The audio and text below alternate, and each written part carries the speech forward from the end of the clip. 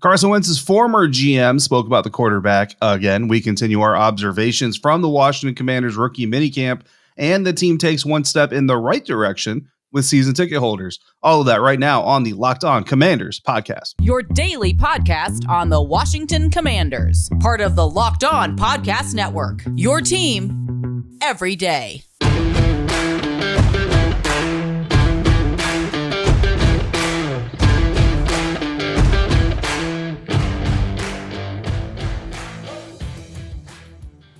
Welcome in, Commanders fans, to the Locked On Commanders podcast, part of the Locked On Podcast Network, your team every day. We are your daily podcast covering the Washington Commanders, free and available on all platforms. And we thank you for making us your first listen or your first view of the day. Chris, on our last episode, I asked everybody to potentially go out there and throw us a subscribe on YouTube if they hadn't already, because we were getting very close to the 1,000 subscriber mark. And Washington Commanders fans, you guys are proving why you're the greatest fans in the National Football League, because overnight we exceeded 1,000 subscribers, a huge benchmark for any YouTube channel. So we greatly appreciate all of you. And listen, this is going to open up the door for us to be able to show some of that appreciation. More details on that coming at a later date. But until then, I am David Harrison, covering the Commanders, Sports Illustrated's Fan Nation. My co-host Chris Russell, the Rooster, one half of the Russell and Medhurst show on the Team 980. Find Chris and Pete there Monday through Friday from 3 to 7 p.m. Eastern or anytime, along with this show and on the Audacy app. When we're not there or here, we're on Twitter at dharrison82, at WrestleMania621, and at LO Commanders. I know a lot of people say that reminds them of LOL Commanders. I actually almost look at it as Loco Command, like it almost looks like Loco Commanders, which both could potentially fit sometimes with this franchise. Chris, today we're going to continue our conversation that we kind of started at the end of yesterday's episode, which was already getting a little bit interesting before we had to cut the show. But Colts GM Chris Ballard dropped some thoughts on Carson Wentz to PFT and specifically Mike Florio. Yeah. First, I want to say thank you as well to everybody for subscribing, listening, watching, all of that good stuff. It means a lot to us. We appreciate it. We try and put the best show forward. But yeah, you're right. I mean, we got into this at the very last end, David, so we didn't have a chance to expand on it. And then we had a couple of conversations off the air, so I wanted to kind of bring it back on the air. So Ballard sits down for this interview with Florio, and of course, the direction of the franchise, Matt Ryan, the draft, but what happened with Carson Wentz in the rearview mirror? And I guess the first question that I would throw back at you is, now 2 months or so after the trade, should Chris Ballard still be talking about Carson Wentz, still be talking about what went wrong with Carson Wentz, why it didn't work out with Carson Wentz? Or do we have enough information just to say, everybody move on, you be happy with what you have, and we'll be happy with what we have? Yeah, I mean, I think, enough has already been said. In my opinion, the trade was made, and obviously, trading a guy 1 year after you're leveraging, day one draft capital to come get and all this stuff, and the supposed fit between he and your head coach, and how that was going to be the perfect marriage to resurrect Carson Wentz's career, and obviously it's not working out. And then you have the reports of Jim Irsay kind of being maybe the real driver behind this, and was it personality, leadership, selfishness? Was it COVID related, religion, what have you? Like, I get all that. And in the initial, fans were annoyed with us because we had to talk about all the skeletons in the closet, all the baggage following Carson Wentz. But it's a topic of conversation. You have to kind of talk about it. But even us, like, we have moved on, and we don't, and I don't feel like anyway that we harp on, Carson reportedly wasn't happy the Eagles won without him on the field. And then, we don't harp on that. Now we look at, okay, the arm talent's an upgrade. The player is an upgrade at quarterback position and should be able to unlock this for, looking towards what can happen for the future. And I feel like that's the healthiest way to go about it. And so if you're Chris Ballard in the Indianapolis Colts, again, you have Matt Ryan, who's not a Hall of Famer by any means, but he's been to a Super Bowl. He's had several playoff game experiences. Like, you have a veteran quarterback now. And this is just me personally, the great thing about America, the great thing about human nature is we all have the ability and the decision to make these things on our own. But to me, I would want to focus more about the quarterback that I have, the future of the team that I have right now, versus continuing to just talk about the negativity surrounding the quarterback that we shipped out of town going on, 2.5, 3 months ago. Listen, I totally agree with what you're saying. Yeah. And I think Chris Ballard can do two things. One, he can shut down all interviews, right? And say, I'm not going to talk about it because I know what's coming.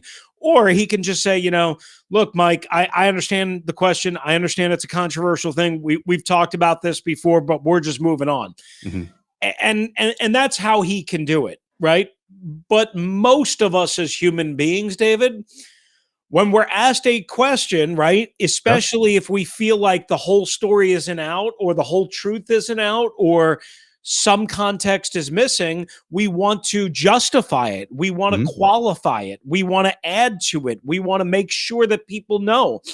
And what was interesting about these comments is you just mentioned some of the smoke that has been surrounding this trade and this Carson Wentz situation in Indianapolis and here in Washington since the trade, before the trade, since the late season collapse, all of that is true. And there's been a lot of smoke, and we don't know exactly what the truth is, and we probably won't know exactly what the truth is. But the one thing that was unique and that jumped out to me, and why I thought it was worthy of our time and our consideration was most people, you mentioned a number of different things, right? Religion, COVID, this, that, the other. Most people just assumed, and maybe this is wrong for them assuming, that if the Colts had not collapsed and lost their final two games, one at home to the Vegas Raiders, at Jacksonville in Week 18 in horrendous fashion, and they had just made the playoffs, right? Simply just made the playoffs instead of collapsing and being eliminated, that Carson Wentz would have been saved and Carson Wentz would have been fine. And what was noteworthy was, and I believe, I could be wrong, this was the first time that I remember Chris Ballard or anybody, any voice of the Colts organization saying, no, wait a second. Even if we would have made the playoffs, there would have been, he's not saying that Carson would have absolutely been gone, but what he's saying, if you read between the lines, is, look, there would have been some really, really, really serious conversations, and there is far from a guarantee that Carson Wentz was being saved and was coming back here, even if we made the playoffs. Now, I mean, I suppose if they went on a Super Bowl run and won a Super Bowl, maybe that would soothe some feelings, but if he was just, in and they got eliminated in the first round or whatever, or maybe they won a game, he's not saying he definitely would have been out, but he's saying, hey, there's no guarantee that he would have been here even if we would have made the playoffs. And that to me was interesting and noteworthy. No, it's absolutely interesting and noteworthy because it tells you that it wasn't about the X's and O's. Right. You know what I mean? This was about the relationship in the building, within the franchise, within the organization. And it doesn't mean that Carson Wentz wasn't a good quarterback for the team. It doesn't mean he wasn't a good leader in the locker room.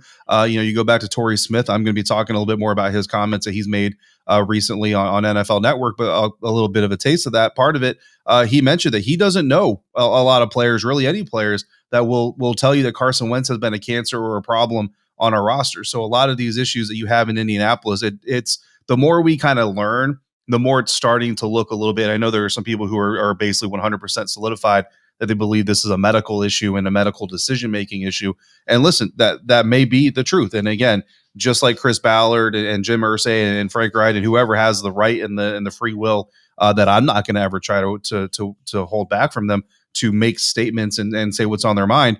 They have, if you're the owner of an organization or you run an organization, that's your prerogative within certain legal boundaries. You know what I mean? But when you're talking about trading players and all that, so like you can trade a player just because you don't like them.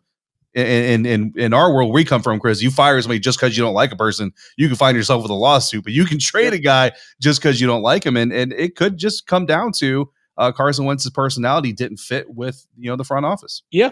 There's a lot of, as they say, a lot of, again, smoke and embers and fire here. And I don't know if we're ever going to get completely the full answer, but we'll continue to attempt to discuss the relevant parts of it because I do think some of it certainly transfers, or at least the questions over here. All right, coming up next on the Locked On Commanders podcast, David again was at rookie minicamp over the weekend. We have a couple of questions and observations that we still haven't gotten to, so we will do so next. With that, also a voicemail from one of the Locked On Commanders listeners, one of our pals, Todd in Utah. But first, first, betonline.net is your number one source, guys, for all your betting stats and sports information.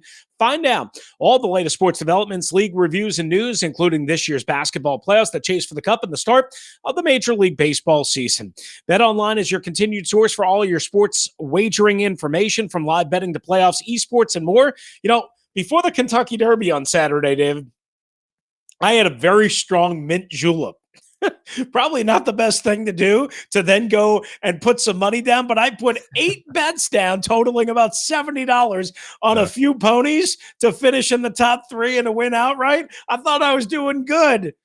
And then Rich Strike came from out of nowhere, an 80-1 underdog, and won the whole damn thing. And I lost all my money, but I had a lot of fun. So that counts for something, right? It's supposed to be for entertainment. It's not supposed to be how you make your living. So that's good. Exactly. So you guys can have some fun today by heading to betonline.net and use your mobile device to learn more about the trends and the action. Bet Online, where the game starts.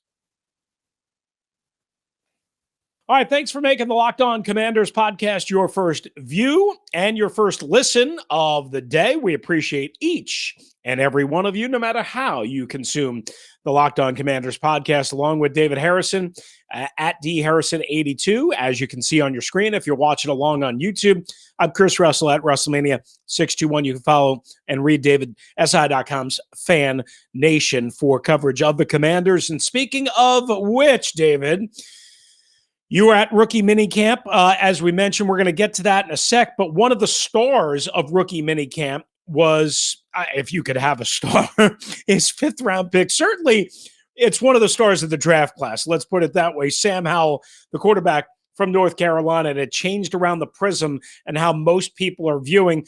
Our buddy Todd Utah weighed in on the voicemail line. And then we're going to react, and then we're going to get to more of your observations from rookie minicamp on Friday. So why don't we cue up Todd? When it comes to the idea of drafting Sam Howell as our new quarterback, or one of our quarterbacks, I should say, I really think he kind of comes into this situation in a really kind of an ideal situation, because he's coming in as the QB3, at least on paper. But he's got the option, he's got the ability to grow and develop the rapport and show his work ethic and show his skill set to the coaches without all the pressure that comes in with being a first or a second round pick. And the fans and the media and everybody wanting to don him as the QB1 before he's ready. This actually gives the coaching staff a chance to find out what skill sets and what and talents he has, and to develop some of those skill sets before he actually spends time on the field and finds himself treading water, which most new quarterbacks tend to do. Aside from a few of those elite rookies that are ready. So in my opinion, I think it's a good opportunity for him. I think it's a good chance to kind of develop and work with him and build a good team around him. Or build a good team while we're developing it, so that when it's his chance to give it a go, he's got the best opportunity for success. So that's kind of my take. I hope the best for him. Hope the best, obviously, for the Commanders. But we'll see how it goes. Thanks for your time, Todd, Utah. All right, Todd, thank you very much. We appreciate you as always. And you guys always have a voice on the Locked On Commanders podcast. Coming up at the end, we'll tell you how to get a hold of us. So, David, I mean, listen, I think Sam Howell does come in here with very, very, very little pressure on him. Again, as a 5th-round quarterback, you can easily, if you're the coaching staff, justify this guy should not see the field unless things go woefully wrong. So we need to be patient. We need to develop him. The only thing that I keep circling back to in all of this and wondering is, Carson Wentz and Taylor Heineke both have extensive injury histories. Now, both managed to stay completely healthy last year, right? Which is, something of a thing. You can't guarantee that it'll happen again. So that's the only way I could see the timeline and the pressure being accelerated here. Otherwise, this is, if I'm Scott Turner, if I'm Ron Rivera, I'm like, okay, we're going to feed him and we're going to teach him, but we're going to do it at a different level than certainly we will have to again for Carson Wentz. Now, they won't have to do the same thing for Taylor Heineke because Taylor Heineke has been in the system and knows he just can't do what they want to do, which is stretch the field on a consistent basis. Right. Wentz, they're having to teach the whole system, the whole terminology, the whole scheme, but they're having to do it in kind of a pressurized bubble with limited practices and so on, whereas they don't necessarily have that for Sam Howell unless something bad happens. Yeah, absolutely. And that's kind of always the what if, and then if even if it's not injury, if the team starts to struggle out the gate, how much pressure is there going to be on Ron Rivera from the front office, from the ownership, from the leadership inside the building, to put the more attractive young, it's just the nature of the business. We see it time and time again where people draft a quarterback and they say, yeah, we're going to let him grow. And then by week 4, apparently he's already grown. Like that's just, they fed a miracle grow and now all of a sudden he's an NFL quarterback. So it's just, being a 5th round draft pick, not the way Sam Howell, probably would have wanted to start his career. He's saying all the right things and, not worried about that. And that's great. And I think that's a smart thing to do. But if he had his choice about it, he probably wouldn't wait till the 5th round to get selected. But let me jump in and ask you this. Yeah. Does just that fact that he's a 5th round pick as opposed to a 2nd or a 3rd round pick like automatically reduce the pressure on Ron and Turner if things go wrong and Ken Zampese? I think it does. I mean, the fan base might not allow it because they might just be, they're just always aching for the next greatest thing. Right. But I wonder from Dan's perspective and from, I guess common sense perspective, again, Sam Howell just being a 5th round pick as opposed to being a 2nd round pick I think it's a big deal. Yeah, I mean, I agree with you. I think that does make a difference. I mean, to be quite honest, from my perspective, what Dan's perspective should be is he's got bigger things to worry about. He needs to let the football operations people worry about the football operations. But yeah, fans are going to be incredibly, impatient. But I think that they're not going to be as patient as with Sam Howell's a 5th round pick if he weren't kind of projected to be like a 2nd round, 1st round guy. You know what I mean? So it'll be kind of a little bit of a blend, like if it's a typical 5th round pick, the fans really aren't going to be clamoring for him at all. But because this is a 5th round pick that was getting mocked in the 1st, 2nd rounds of the NFL draft. And then even now afterwards, like all the reactions are, no, he was still a day 2 guy. And even, you asked Martin about it a little bit, there during the draft weekend, he didn't really come out and say like we had a day 2 or a 2nd round grade, but you kind of get the feeling they had a 2nd round or at least a day 2 grade on the guy. So there's going to be a little bit more pressure there than a normal 5th rounder, but also less pressure than a normal 2nd rounder because he was a 5th round. So it's kind of an in-between type of deal. But I think it's a great situation, for Sam to come into. I agree with Todd that it's a great situation because all these quarterbacks were considered developmental guys. Even Kenny Pickett, even though he's the most pro ready, going into a situation where he's going to have to win the job over Mitchell Trubisky and Mason Rudolph.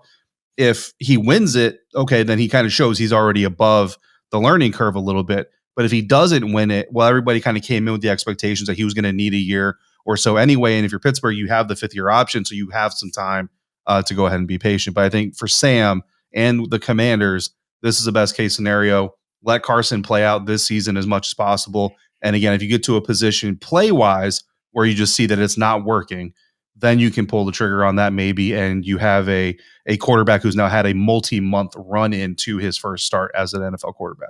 All right, just wrapping up rookie minicamp, just some quick thoughts. What did you see out of Fedarian Mathis? Did anything jump out at you? I know it's hard to watch everything, and an interior lineman at that. I mean, quick off the line, as best you could see. I mean, a lot of his reps were against trash cans, so it's a little bit more difficult. They don't often push back, is what. Yeah. Trash. They've got really. I've heard trash cans have really poor hand placement. You know what I mean, as blockers, so it's a little bit easier. But they line up, they get down in their stance. The coach has the ball on the stick, and he snaps the ball, sort of thing. And you want to see those guys get off the line quick. I mean, he looked fast off the line, and then when they did get a little bit of work in, he had some really good hands, and the hands were a little bit more aggressive than I knew. I mean, again, I'm not a defensive line scout coach, you know what I mean? So I don't know what I expected necessarily, but I do remember watching him, and I literally kind of said to myself, those are some really aggressive hands. And I like seeing that from such a big guy, because if he can be that big, powerful and he can get some judo chops going in there, then he's going to do some good things. Did you get to see anything out of Percy Butler much at all, or? Yeah, Percy was more limited just because one, the DBs were kind of like all the way on the other side of the field and from the corner to us, like limited to where we could go. But the good thing in some of the 7-on-7s or the team on team drills that they were able to do, again, no contact allowed, so they're still very limited. But they were able to run with each other and stuff. Percy, you could see him kind of in his deep zone, kind of, he's the guy who's supposed to keep the lid on the offense and never let a guy get behind him. So his vision looked very good. He was very adaptable to what was going on. And when the ball came low, even though they're not making tackles, you saw him react quick. He read the play, saw the ball come out, reacted quickly, closed down on what would have been the receiver. Obviously no contact made, but he would have been in position to make a lot of those plays. And you like to see that effort from a rookie, in his first experience, because everybody knows you can't hit. So honestly, if you're just to stop and not do anything, your coach would probably notice, but most other people probably wouldn't notice. But we did notice him going through the motions like he was going to go make the play, which is a good sign. All right, coming up on the Locked On Commanders podcast, something the Commanders organization did for their gold season ticket holders that rang positive for us. We'll discuss next. Along with David Harrison, I'm Chris Russell. This is the Locked On Commanders podcast. And today's episode is brought to you by Rock Auto. With the ever-increasing numbers of makes and models of vehicles, it's literally impossible for your local chain auto parts store or your dealership to stock all the parts you're ever going to need. Instead, you're going to go up, you're going to go to the counter, and the guy behind the counter on the computer is just going to give you options based on the parts they already have because they have a deal in place with somebody to sell those parts, or they get a huge discount, which they rarely pass on to you. Or you can go to rockauto.com. If you've got access to a computer or a cell phone, you have access to one of the most comprehensive warehouses of auto parts. Why choose to spend 30, 50, even 100% more for the same parts at a chain store or dealership than what you can get it for at rockauto.com, a family business serving do-it-yourselfers for over 20 years with prices that are reliably low for every single customer. So go to rockauto.com right now, see all the parts available for your car or truck, right Locked On in there. How did you hear about us box so they know that we sent you? Amazing selection, reliably low prices, all the parts your car will ever need at rockauto.com.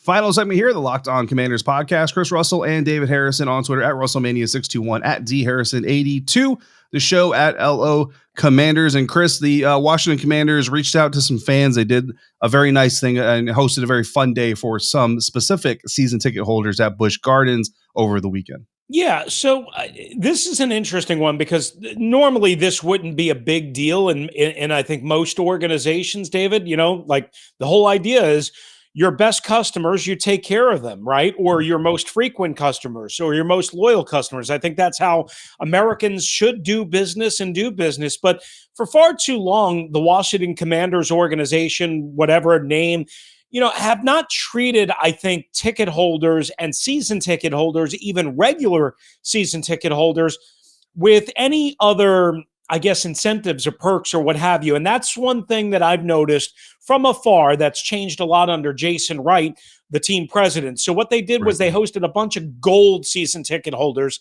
at Busch Gardens in Williamsburg, Virginia on Saturday. They had a bunch of alumni. Brian Mitchell was out there, Fred Smoot, so on and so forth.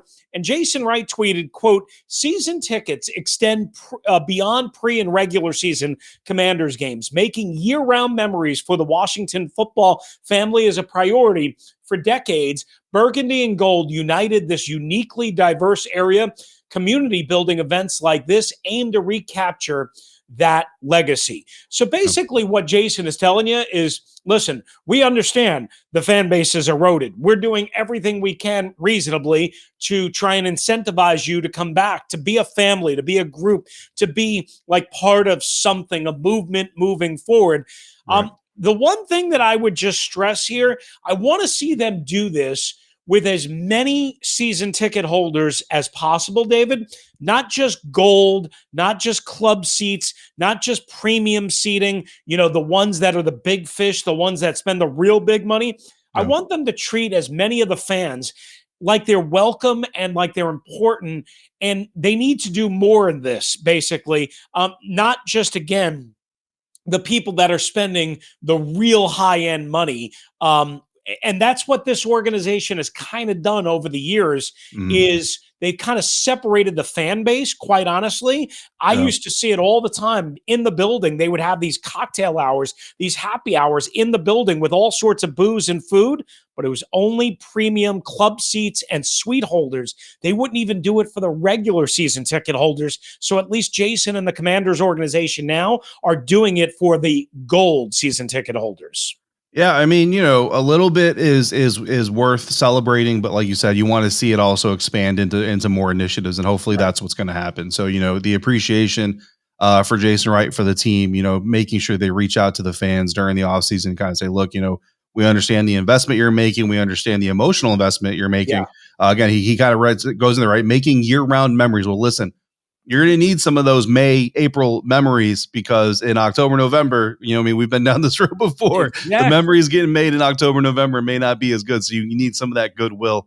We used to call it hearts and minds. You need to win the hearts and minds of the people, and they'll support you all the way down the road. So, so good to see it happening. But, and I think, honestly, it is a little bit of a class system, and those things can kind of get a little bit toxic. So you just got to kind of balance it. But I think, being a gold member or a club seat member versus, an upper bowl member or something like that. Like there's a little bit to that. I think that's okay, right? We are investing more of your own personal resources into those tickets and all that.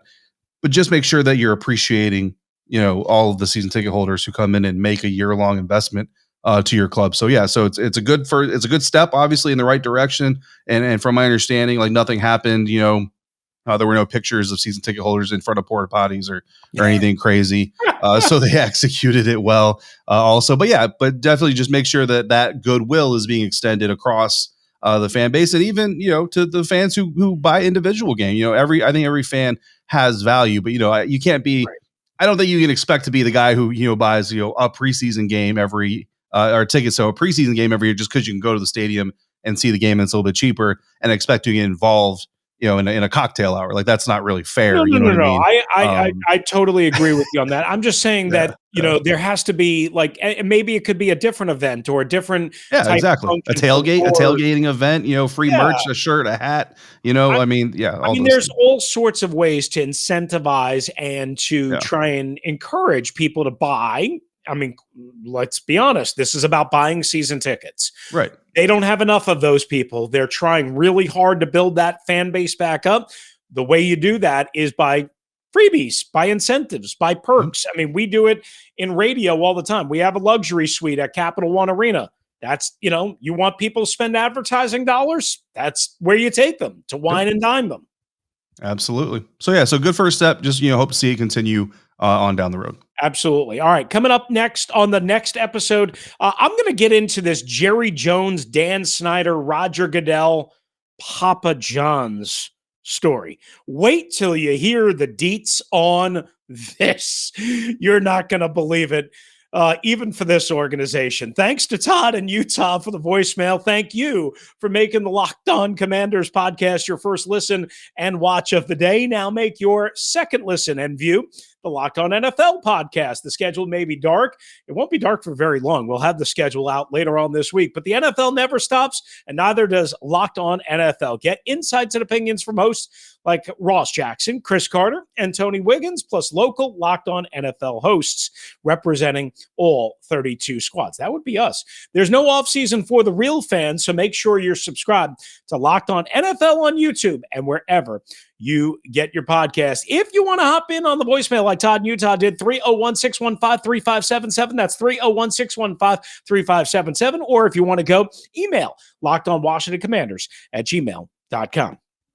For David Harrison, who's covering the Washington Commanders for SI.com's Fan Nation, I'm Chris Russell, one half of the Russell and Medhurst Show on the Team 980 and the Audacy app. If you're out and about, please be safe, be kind to one another. Thanks for joining us right here on the Locked On Commanders podcast.